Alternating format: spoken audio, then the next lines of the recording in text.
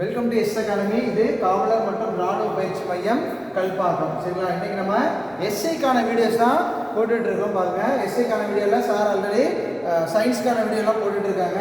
இப்போ நம்ம பார்த்தீங்கன்னா வரலாறு, புவியியல், குடிமையியல், பொருளாதாரம் இதெல்லாம் நம்ம எங்கே படிக்கிறது முதல்ல ஒரு கிளாரிட்டி வேணும். சரிங்களா? எங்கே படிக்கணும், என்னென்ன படிக்கணும் அப்படின்றத பார்த்தோம். நம்ம ஏற்கனவே போட்ட வீடியோவில் என்ன பண்ணால் ஒவ்வொரு சப்ஜெக்ட்டுக்கும் என்ன வெயிட்டேஜ் அப்படின்றத பார்த்தோம். சரிங்களா? சோசியல் சயின்ஸில் மொத்த வெயிட்டேஜ் எவ்வளோ கேட்பாங்க அப்படி மாதிரினா எஸ்ஐக்கு கிட்டத்தட்ட 35 கொஸ்டின்ஸ் கேட்குறாங்க. ஸோ அதுலேயே நம்ம என்ன பார்த்தோம், வரலாறு 10, புவியியல் 10, குடிமையியல் 10, பொருளாதாரம் 5. ஸோ எல்லாத்துலேயும் 10 பொருளாதாரம் 35 கேள்விகள் நமக்கு இந்த சோசியல் சயின்ஸ்லேயே கிடைக்குது அப்படின்ற வீடியோ நம்ம ஏற்கனவே போட்டிருக்கோம். அது நீங்கள் எல்லோரும் பார்த்துருப்பீங்கன்னு நினைக்கிறேன். ஸோ இன்றைக்கி அந்தந்த வரலாறுல என்னென்ன பாடங்கள் இருக்குது அதை நம்ம எங்கே படிக்கிறோம். ஸோ வரலாறுல 10 கொஸ்டின் இருக்குங்க. அதில் எந்த பாடம் அதை புக்கில் நம்ம எங்கே படிக்கிறோம் அப்படின்ற வீடியோ தான் இன்றைக்கி நம்ம பார்க்க போகிறோம். வாங்க கிளாஸ்க்குள்ளே போகலாம். ஸோ முக்கியமான பாடங்களை சொல்கிறேன். நீங்கள் அதை வந்து இந்த வீடியோவை நம்ம பிளேலிஸ்ட்டில் டிஸ்கிரிப்ஷன் பாக்ஸில் வைக்க சொல்லிடலாம். நீங்கள் உள்ள போய் பார்த்துக்கோங்க. சரிங்களா? சரி, வாங்க நம்ம சேனலை மறக்காமல் சப்ஸ்கிரைப் பண்ணுங்கள். உங்களோட கமெண்ட்ஸையும் சொல்லுங்கள், உங்கள் ஃப்ரெண்ட்ஸுக்கும் ஷேர் பண்ணுங்கள். சரிங்களா? வாங்க பார்க்கலாம்.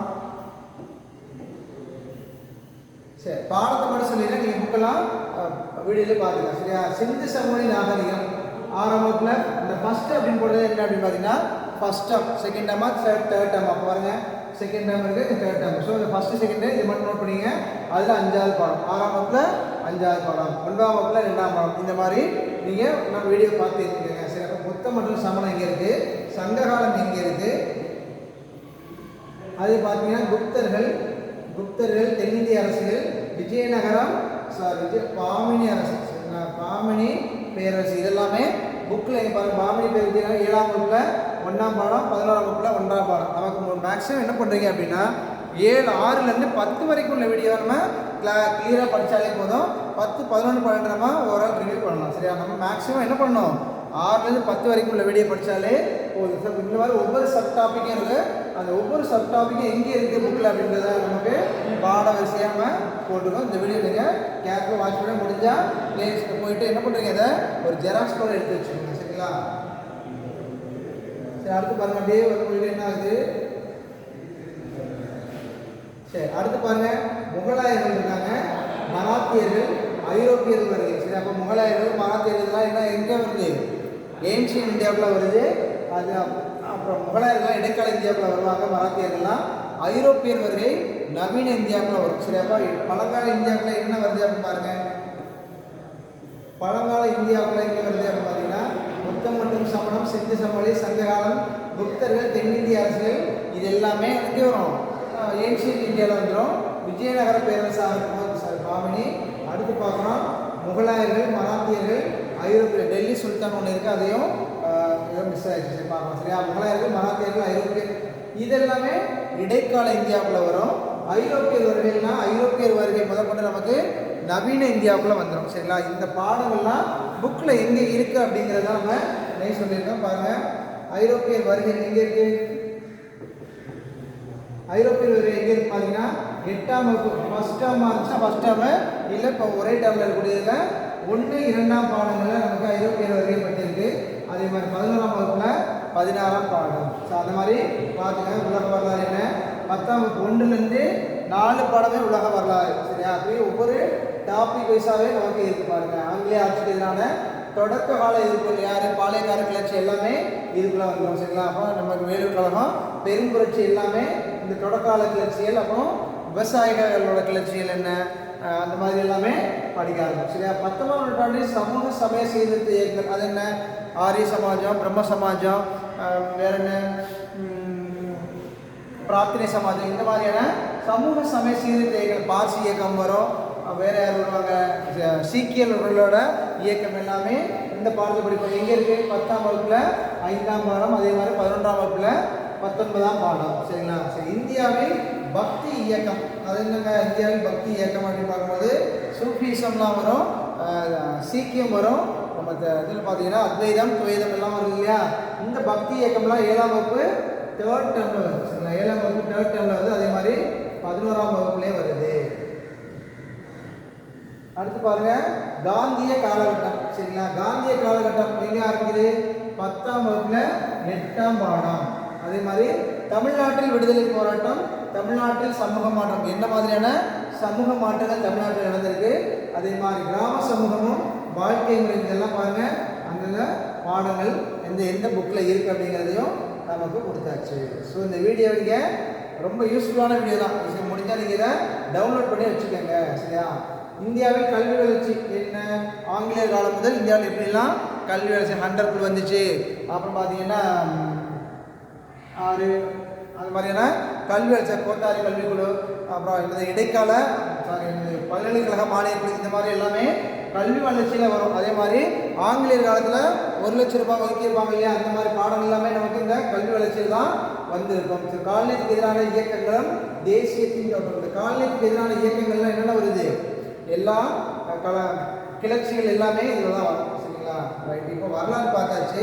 முக்கியமாக நம்ம அடுத்து என்ன பார்க்க போகிறோம் அப்படின்னா புவியியல் பாடம். புவியியல் பாடத்தில் நம்ம சரி இன்னொன்று பாருங்கள், வரலாறில் 10 கொஸ்டின் கேட்கும். ஆனால் நம்பர் ஆஃப் பாடம் எத்தனை பார்த்தீங்கன்னா கிட்டத்தட்ட 19 20 பாடங்கள் இருக்குது. அதே மாதிரி ஆனால் புவியியலுக்குள்ளே பாருங்கள் நமக்கு 9 பாடம் தான் வரும். ஆனால் புவியியலுக்குமான வெயிட்டேஜ் என்ன, 10 கொஸ்டின்னா நம்பர் ஆஃப் இது எத்தனை பாடங்கள் பார்த்தீங்கன்னா ரொம்ப கம்மி தான். ஸோ பாடங்கள் கம்மியாக இருக்கிற சப்ஜெக்ட்லாம் முதல்ல நல்லா கிளியராக படிச்சிருங்க. சரிங்களா?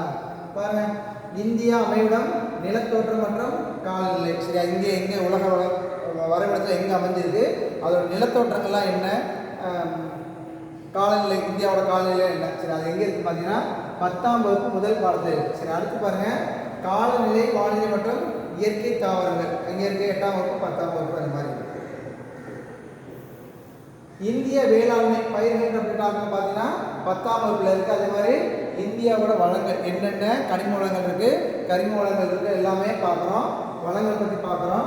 அடுத்து பாருங்கள் தொழிலகங்கள் எங்கெங்கே இருக்குது அப்படின்னு பார்க்குறோம்.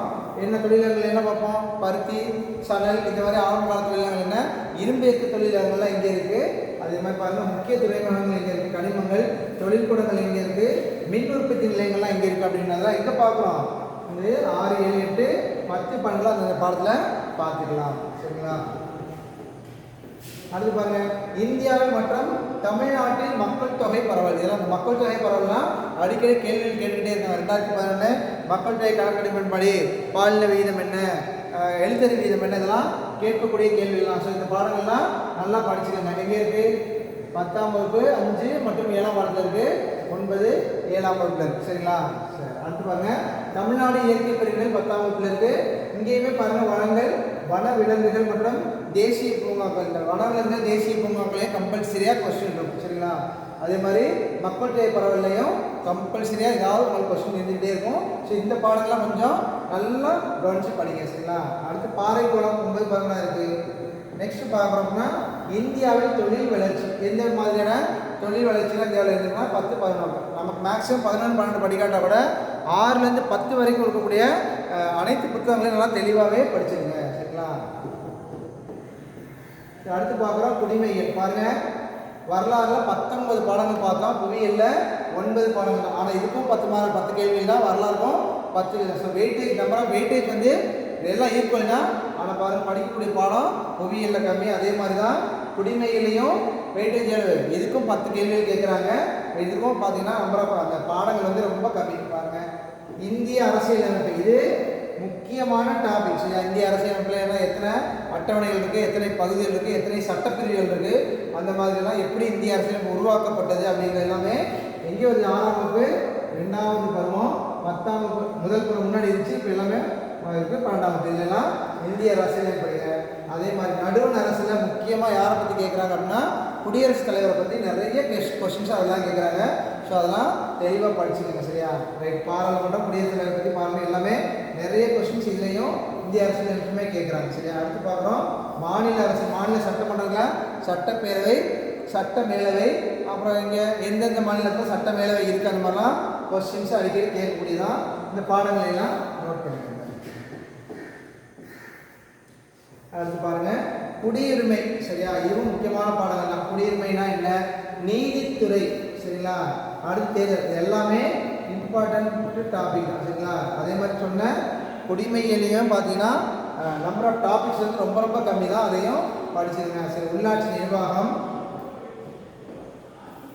பாருங்கள், மத்திய மாநில உறவுகள், வெளியுறவு கொள்கை, இது எல்லாமே சம்மந்தப்பட்ட அதே மாதிரி பாருங்கள் குடிமையிலையும் 9 டாபிக் தான் சரிங்களா. புவியிலே 9 டாபிக் தான், குடிமையிலே 9 டாபிக் தான். ஸோ இதெல்லாம் நீங்கள் கொஞ்சம் ஈஸியாகவே படித்து வச்சுருங்க சரிங்களா. சரி, அடுத்து பார்க்குறோம் பொருளாதாரம் சரிங்களா. பொருளாதாரத்துக்கான வெயிட்டேஜ் என்னென்னா 5 கேள்விகள் கேட்குறாங்க. என்னென்ன டாபிக் இதில் வந்து டாபிக் ரொம்ப கம்மி தான் சரிங்களா.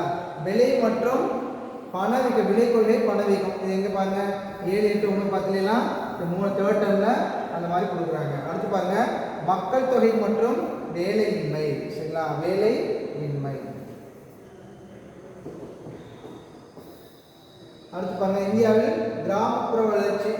ஓகே, அடுத்து இறக்குமதி மற்றும் ஏற்றுமதி, பொது மற்றும் தனியார் துறைகள் சரிங்களா. அப்போ இதுலேயுமே பாருங்கள் 5 டாபிக் தான் இருக்குது. இந்த 5 டாபிக் படித்தாலே போதும், நமக்கு 5 கொஸ்டின் அட்டன் பண்ணலாம். ஸோ இந்த வீடியோவில் நம்ம வரலாறு எங்கே படிக்கணும், புவியியல் எங்கே படிக்கணும், குடிமையல் புக்கில் எங்கே படிக்கணும், பொருளாதாரம் சரிங்களா. ஸோ வெயிட்டேஜ் சம்மந்தமான வீடியோ நம்ம ஏற்கனவே போட்டாச்சு. அதே பாருங்கள் எல்லாத்தையுமே 10 அதாவது வரலாறு 10, புவியியல் 10, குடிமையல் 10 கேள்விகள், பொருளாதாரம் 5 கேள்வி சரிங்களா. ஸோ வெயிட்டேஜ் இருக்குது, நம்பர் ஆஃப் டாபிக்ஸு எங்கே படிக்கிறது புக்கில் அப்படின்றத வீடியோவும் இதை கொடுத்துருக்கோம்.